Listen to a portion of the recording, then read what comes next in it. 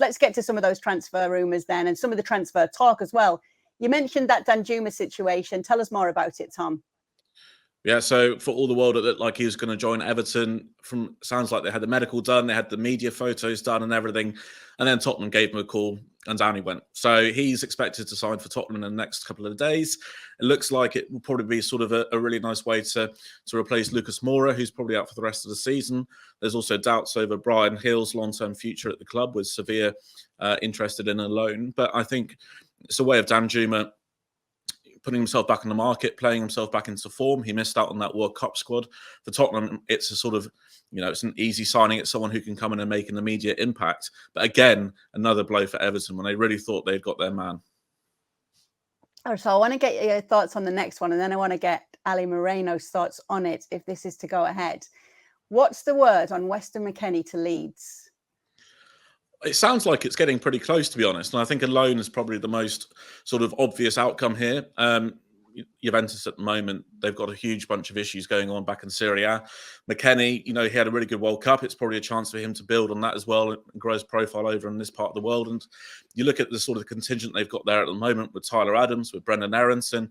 It's a great move for him. And it sounds like at the moment Leeds are leading the race. I think there's still a bit of a way to go in this, but I can see McKennie being delighted to join Leeds for the rest of the season on loan. And then maybe after that, who knows, maybe a permanent transfer as well. But he'd be a brilliant addition. He's exactly the sort of player which a lot of clubs are after at the moment, those sort of box-to-box midfielders. And I think it's a really astute signing. Would you like to see McKennie in the Premier League, Ali? See how he can do? You mean playing for the United States of Leeds and led by Jesse Marsh? Okay. So on paper, I like the fact that you're looking for a player like Weston McKennie. Now, here is, and I'm going to look at it from the perspective of the player, not Leeds, but the player. So you go into Leeds, right? And you are going to be forever linked to Jesse Marsh because of what I just said. So you have Tyler Adams and you have Brendan Aronson, and here's Weston McKennie, yet another American player. What happens if Leeds, who have been struggling, right? What happened? They are in a relegation battle, by the way. We keep talking about Everton. Leeds are there or thereabouts. What happened if Leeds doesn't stay up? What happened if Jesse Marsh is no longer the manager at Leeds? What happens to Weston McKennie? And if he is planning not only for the short term, but in the long term, okay, do I want this connection with Jesse Marsh to live on forever? I would be very careful. You are at Juventus now, and while it is a mess, yes, we've all seen what sort of mess Juventus are capable of. It's still Juventus. From Juventus to Leeds is a step down. I don't care if it's Serie A to Premier League.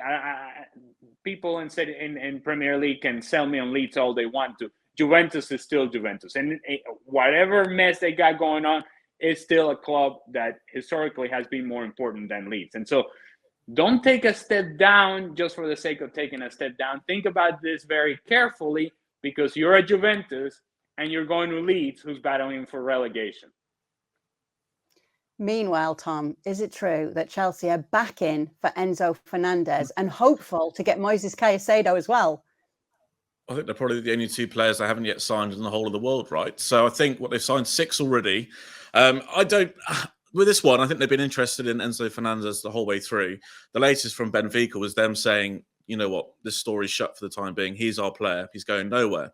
That was from Roger Schmidt a couple of weeks ago.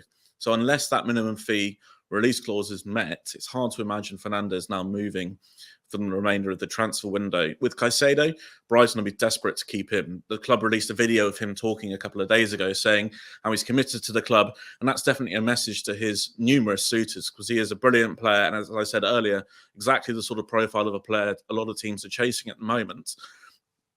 Chelsea are clearly targeting that middle of the pitch. They haven't really signed a new midfielder since about 2019. So it's a case that they will be looking to bolster that area. If they can get it done, it would be a brilliant piece of business. I don't expect them to kind of get either of these over the line in this window, but in the transfer window in the summer, I expect them to go hard on both of them. All right. So you also mentioned just a bit earlier, Tom, Anthony Gordon. Newcastle have wanted this player for a while. Bye-bye Everton, right? think it looks likely at the moment, but from the sound of things, Newcastle are unwilling to meet the £60 million price tag at the moment, which is what Chelsea sort of tabled in the summer. I think there's still a bit of work to be done on this one. He's exactly the sort of profile that Newcastle are looking at in terms of players who can play in the Premier League, say, for the next 5-10 years. He's got a huge amount of potential as well. I mean, it just comes down to the Everton owners at this stage. Do you really want to have a sacked manager then sell one of the star products in the space of 5 days? It's not a great look, is it? But I think if Newcastle push this one hard, then I think I can see Gordon being a Newcastle player by the end of this transfer window.